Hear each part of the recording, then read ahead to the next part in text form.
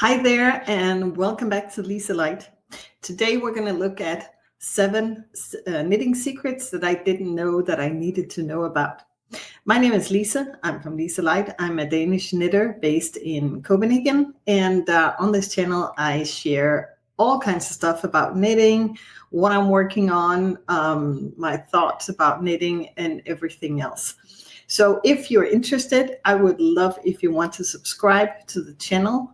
Also, if you want to follow me on Instagram, that would be great. That's where I share progress in between I do my regular podcast episodes. So maybe I should start just talking about what I'm wearing. If any of you are interested, I apologize. The sun is going to be a little bit, I don't know if it's going to be a little bit annoying. We'll try.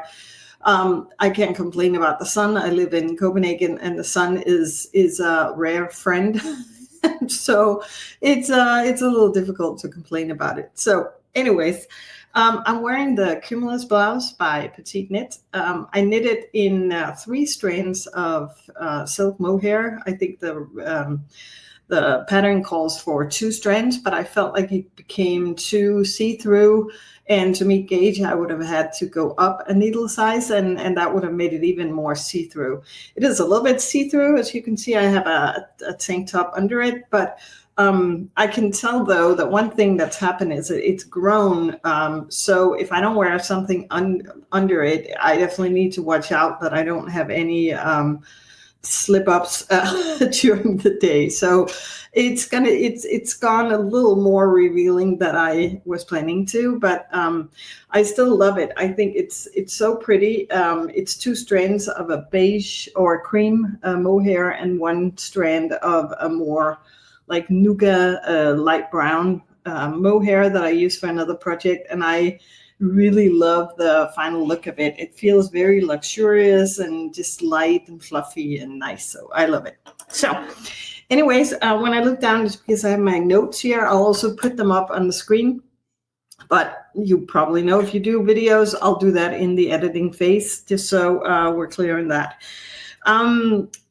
I just want to maybe put some words into my own knitting journey, you could say, just to put some context into, because when I say knitting secrets, some of you will go, that's not a secret, that everybody knows that. But I'm pretty sure there'll be some of you also thinking, God, I didn't even know that. So please bear with me. This is my view on some of these things, because the story of my knitting experience is that I'm pretty sure I learned how to knit when I was not more than probably 7 or 8 years old. In Denmark, we have, I think they still do, but it changes how they teach the different things. But we had like crafts in school where both the girls and the boys, we learned how to sew, like basic sewing, basic knitting, basic crocheting. So at a very early age, I knew how to. I wouldn't say I was that into it. I was more into the sewing part. I've done a lot of that in my time. But I've been on and off knitting always, but not on a regular basis. And for the longest time, I didn't do larger projects because I had the experience every time I started a project, I didn't finish it. If it was a big thing. But and it's funny because you tend to forget, and I wish that I had documented it more, because when I look back on photos of my kids, I have 3 daughters who are big now. I can see that I did knit a lot of stuff for them. I knit hats and I knit, different things. So I have been knitting a lot. And also some of the techniques, it's funny, like a regular cast on, even though when I picked it up again, after not knitting for maybe 10, 15 years, your hands know how to do it, which is so interesting. It's like you've got muscle memory for some of it. And that also goes for a lot of the techniques. But it's just to say that when I learned how to knit, there was no YouTube, there was no internet, there were no guidance really on how to, unless you had somebody who could teach you. So I would say that a lot of stuff that I was working on was much more primitive than what is available now, which is awesome. I mean, that's just amazing. But that also means that now that I've started knitting seriously again for the last maybe, it's probably 4 years. I think I, like a lot of other people, really picked it up during the pandemic. Then I had a little bit of a break, and then the last couple of years I've been knitting a lot, much more. Like, no, now I can't not knit, I feel like. It's much more purposeful what I do now. But that also means this whole world of development within the knitting world, that's been so interesting to me because it's so new. There are so many things I didn't know. And that's why I felt like, I'm sorry, this is a long intro, but I feel like it's relevant to just let you know. Then there's a second aspect also. My first language is Danish. I do know how to speak English, but it's a different world when you move into an area where you don't necessarily know all the different expressions. So I've had, even though I feel like my English is decent, I've had to look up a lot of expressions to figure out what is that. And that's also part of why I think some of this is completely, was completely foreign to me. So this is just made for fun. Maybe you will learn some new stuff. Maybe you can add to some of the stuff I'm talking about in the comments. Also, there might be a second part to this because I feel like I have even more that could be shared within this category. So I'm curious to see if you have had the same experience as me, and if for some reason some of them you didn't know about or whatever, let me know. I'm just so curious to hear. And by the way, I just love all the fantastic comments on my channel. It's a relatively new channel, as you probably see. And I just love the helpful comments and suggestions. So from the bottom of my heart, thank you. If you're one of the wonderful people leaving messages to me, comments on the video, I really appreciate that. So no more chit chat. Let's get into the list of stuff. So the first secret that was very new to me was Ravelry. And some of you are probably going to go, oh my God, that's basic. It probably is if you have moved around in the knitting community for a long time, but I didn't know about it. I had no idea what it was until I heard several people talking about it. And I realized that that was like a gold mine of information, and where you could find patterns, where you could, I mean, oh my God, all this stuff. And I think also what changed my perspective of that was also that oh, stop it. Let me see if I can take the sound off here. Sorry about that. That I think it changed my perspective about my own projects as well, because I realized that, again, this is basic if you're used to using Ravelry, but the fact that you can have your own projects uploaded there, you can put in all the different information, which means you can share it with other people. And also I realized, because I didn't use it in the beginning, which also made it so hard to go back and remember what was a yarn called, what was a color called, what type needles did I use, where to even find the pattern and so forth. That was just messy. And so now I'm pretty religiously going into Ravelry whenever I start a project, even though I don't have any fancy images to show or anything. I'll go in and start a Ravelry project. So I put in all the information, because I figure if you run out of yarn and you need to find the dye lot, more than once, I've actually lost the little paper thing around the yarn, just in the confusion of the house. It's been thrown out. And then you have no idea of how to find the same yarn at different times. So that's definitely been so helpful. I have to say, though, that this is where the language comes in. A challenge for me is actually finding the great patterns on Ravelry. I'm still working on getting the hang of that, because I can I can do decent searches, but sometimes when I need to find the different categories, it makes it a little difficult for me to figure out what exactly is if there's a specific type of neck line that I want. I need to really think hard to remember what is that even called? How would you describe that in order to search it from the Ravelry images? But in that sense, I have a lot of joy seeing other people sharing patterns, and I'm improving. But language-wise, it's a little bit tricky, I feel like. And I don't think a lot of Danes use Ravelry. I would think, unless you're very much into this international knitting community. I'm not sure if it's that common here. But then again, I don't know. It could be. I never heard about Ravelry before I started seeing people talk about it on YouTube. So very interesting. And now I really like it. I have to say, though, I work with online marketing. I look at a lot of websites. I was giggling a little bit first time I went in there. It is a little bit, sorry if I hope I don't offend anybody. It feels a little bit like you're visiting a website from the 90s. It could definitely do with a little bit of an upgrade. But then again, yeah, it's fine. It works. But anyways, just my thoughts.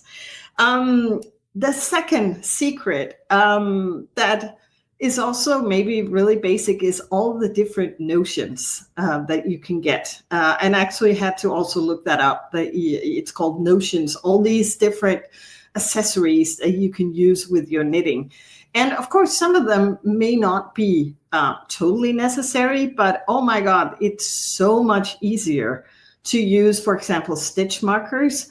And also the tube, where you can put your stitches on. I'm not even sure exactly what it's called. Maybe you can put it into the comments for me. Is it stitch wire? But it's not like a wire. It's like a tube made of silicone or something like that. So it's like it's hollow, so you can put it on the needle and slide all your stitches onto that thing when you want to try it on, or if you need to leave some stitches on hold. Because what I would do back in the day was basically using thread, which is a pain and so forth to get back on sometimes, because if it's a thread, it'll sometimes, like the stitches will dip. You know exactly what I mean. I think it'll dip down, and so you gotta like struggle to get it back on. This is so much easier, and you can get them in different thicknesses and different lengths and all this stuff. That's just, that's a lifesaver. I was just amazed when I realized that they exist. I didn't even know. I was just thrilled.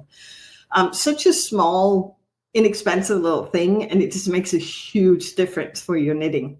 And then there are stitch markers, because also, this is kind of fun. The way we would do it when I learned how to knit is basically you would take a thread in a contrasting color, and then you would just sort of put that on top of where you would put the stitch marker. Instead of putting the stitch marker on the needle, you would like put a thread in that little section between two stitches and then keep knitting.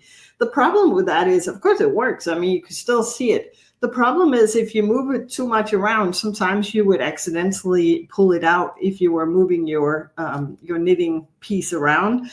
And then you were back to trying to figure out where we were supposed to go. That was a pain. But that was I'd never thought of using different stuff. They may have existed back then. I had no idea, because then again, remember, it was only if you saw somebody else using them that you would know about them, because you wouldn't, or maybe if you went in a store and they would show them to you. But you wouldn't meet them. You wouldn't see them on YouTube, because there was no YouTube. So that's definitely been a game changer for me to have all the different colors. Also, it's kind of fun, I think. I haven't invested in expensive ones. I have the little metal ones and little plastic ones, and they work really well for me. I sometimes combine them just to mark if there's a beginning of something. So like put two together and just put one of them on, it'll mark like if that's the beginning, and then you have different ones if it's a raglan you're doing, for example. You don't need to spend a lot of money on it, but I think it's definitely worth the money to invest in those. And they're really inexpensive, little cheap ones. So that was a game changer for me. And then all kinds of other tools. I don't use a lot of different tools, basically. But then again, once you develop, you maybe find out that there are more stuff that would be nice to have. But that's definitely something I think is very cool. Oh, the third one is a sore thumb for me. That's gauge watching. I've been so bad at that. I think I've also mentioned that in one of my previous videos. It's not my favorite thing. It still isn't. And I think the way I've compromised on it, I realized just I have to do it. I think I realized it even more when it had come to a sweater I did with cables, for example. There was no way I'm going to knit a whole sweater with cables and then find out that it's too small, for example. So I had to do it. And the way, when you do a swatch, for example, with cables, the way that they actually increase or change in the size when you block it, that's pretty big, so that's definitely something that I realized I had to do. What I do a lot of times, though, I cheat a little bit. I do it the right width, because that's usually where my issue is. And it's actually pretty common that I don't meet the row gauge. And so sometimes I don't even really bother much measuring that, because most patterns I will try it on, I'll measure and I'll check if it fits. So I feel like that's not as serious as the width. But I'm definitely doing a little more. If it calls for, 22 stitches, I'll do maybe 25, so I don't have to measure the outer ones, but maybe I'll just do 5 centimeters instead of 10, or do 6 centimeters, so I can measure and then just do half of the height instead. I know that's cheating, but for me it's just kind of useless because I'm spending so much time knitting this up, and I don't know, it just I have a hard time wrapping my brain around why I would need to knit that far in order to measure it.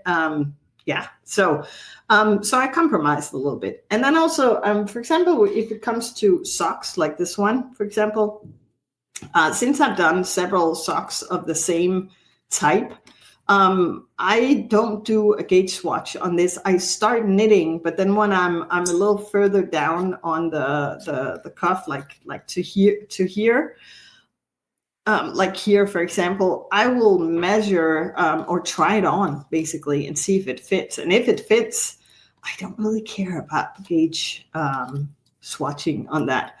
And I've done that with some other things that I feel like. Also, I did the Hilly hood. I'll put a link to the video where I talk about that. Actually, I don't think I've talked about it in detail yet. So that'll be a coming video. Sorry about that. It's coming out soon. But it has this a piece, you cast on and then you knit until you get to a certain point, then you start doing the decreases. So this is, again, it's obvious. You do more stitches out, so it gets bigger and shapes the head. And this piece up here, I figured that's a good of a swatch than anything. I might as well just start, because I feel like I'm going to meet gauge with the combination of yarns. I felt like that looked like something I've done before, and I was like measuring a little on another piece and going back and forth. And I just figured I'll just start. And if the gauge is completely off, I'll unravel it and start over. but I think it'll be fine. And it was fine. It was perfect. So that's another way I do it. But if it's a bigger project, like intricate sweater or something where it's really important that it fits well, I'll definitely do gauge swatching. And also if you want to combine yarn, like this one, for example, it's because I did gauge swatching that I knew that it wasn't good enough for me with the 2 strands, and that it would be way too see-through to go up a needle size. So that's definitely why I ended up with this combination, and also with some other projects. And that I wouldn't have known that if I hadn't done the gauge swatch. If you have several colors you want to combine into one yarn, I mean, it's so unpredictable, which is fascinating, but it's so unpredictable how it's going to look when you knit it up in whatever stitch pattern you're going to do it in. So I feel like that makes it more relevant in my mind. That's how I can convince myself it's a good idea. So I have quite a few gauge swatches now that I use, and so I'm pretty happy with that. Yep. Oh, the next one is kind of fun. It's actually staying within the realm of socks, because the sock is not just a sock. And this is also kind of fun because I don't know if, tell me if you knit a lot of socks, if you've had the same kind of revelation. I learned to knit socks when I was a teenager, I think. I clearly remember in high school sitting with some other girlfriends and knitting socks in crazy colors and patterns and stuff like that. So it's definitely something I've known how to do. And I'm pretty sure we always only, as far as I remember, did the heel flap and gusset type sock. And I don't think before I started knitting again these couple of years ago, first of all, I wasn't interested in doing socks at all, because I just remember the socks I did back then as sort of clumsy and not that comfortable, and, just not a great experience, because I don't think I had refined my sock knitting skills. Also, I think they were thicker socks that I knitted back then. So to my surprise, I realized, oh my God, a sock is not just a sock. You can knit it cuff down, toe up. You can do, I don't know how many different heels, and I'm just fascinated. And then also it is a little bit like when you've knitted a couple of pairs, 2, 3, 4 pairs, maybe for yourself, you start like getting this recipe that you can follow every time, and you can do some variations within it. And I found some great tutorials to begin with. And then I've actually gone down and down in needle size. So my favorite needle size for socks is a 2.25 millimeters, I think. Very thin needles, which usually, sounds like a pain, but it in my mind, the more tight I knit the fabric, the better they fit when I'm done with them. And I actually like that feeling. So so that's just been so fascinating and interesting that you can do so many different types. And I'm not done experimenting. I want to try out different heel types. I think my current favorite is the shadow wrap heel. I kind of love.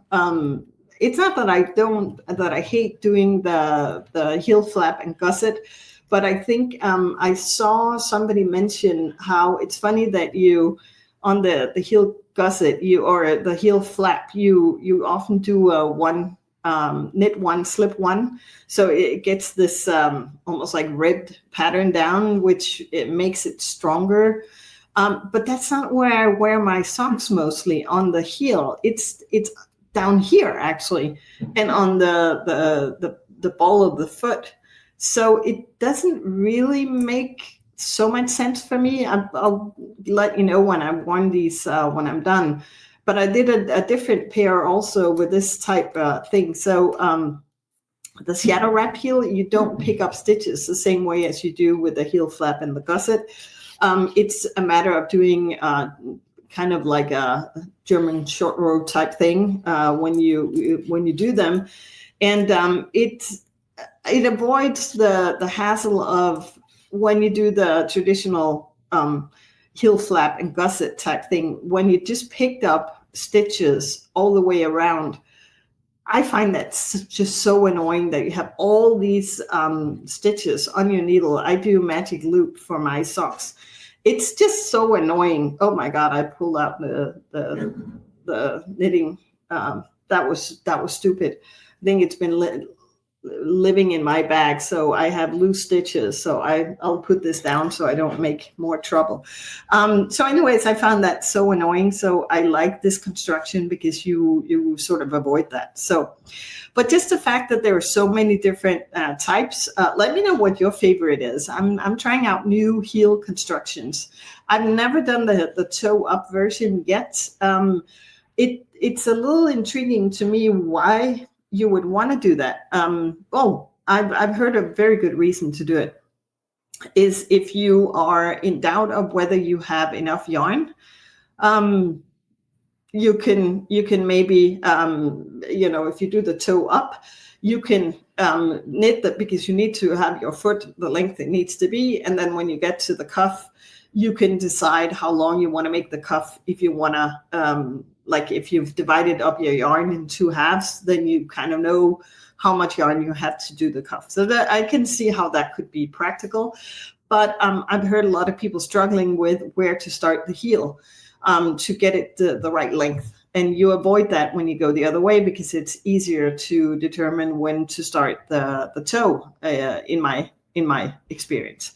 Anyways, let me know what your favorite is, and I'm just intrigued. I want to try out a whole lot of different ways of doing socks, because I think it's so interesting. Cool.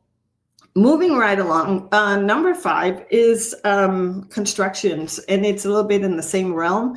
I think when I looked at sweaters and cardigans and all this kind of stuff before, I don't think I ever stopped and wondered so much about how they were constructed. Now I'm like moving it around, looking at shoulder constructions, like you can have raglans with different details. You can have cables going down. You can have a defined like wide raglan increase type thing. You can have a shoulder seam back here. You can have all kinds of interesting constructions on your garments. And I just find that fascinating as well.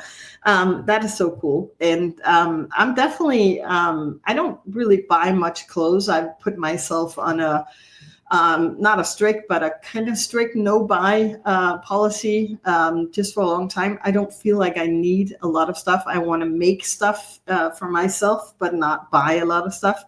But if I were to buy a sweater, I would definitely like really investigate it. And a lot of times when I look at sweaters you can buy, I'm thinking I could make one that's more interesting than that one myself. So never thought about this before in the same extent. Now I'm fascinated with all the techniques that you can use to create these wonderful garments. Number 6 is also one that blew me away, is how many different cast on and bind off methods there are. Because mind you, the way I learned how to do the cast on is a long tail cast on. And that's what I talked about, that even if I hadn't done it for 15 years, because I clearly remember thinking, I want to start knitting again. And then I took the yarn, I took the needles, and I was kind of like looking at it. It was like, oh, I do remember to make this first knot and put it on the needles. And then I just knew how to do it. And I just remember looking at my own hands thinking, how do I know this? If you had asked me to explain it, I wouldn't have been able to, but my hands remembered. So I thought that was just so fascinating.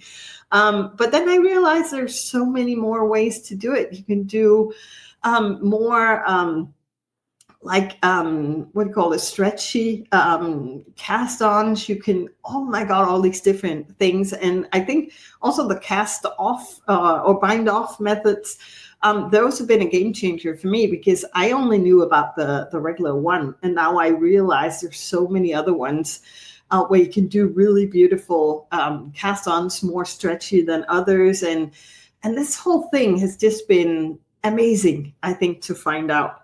And this point leads me beautifully into number 7, which is probably the biggest game changer of all. And the reason I'm here basically in front of you on this video is YouTube.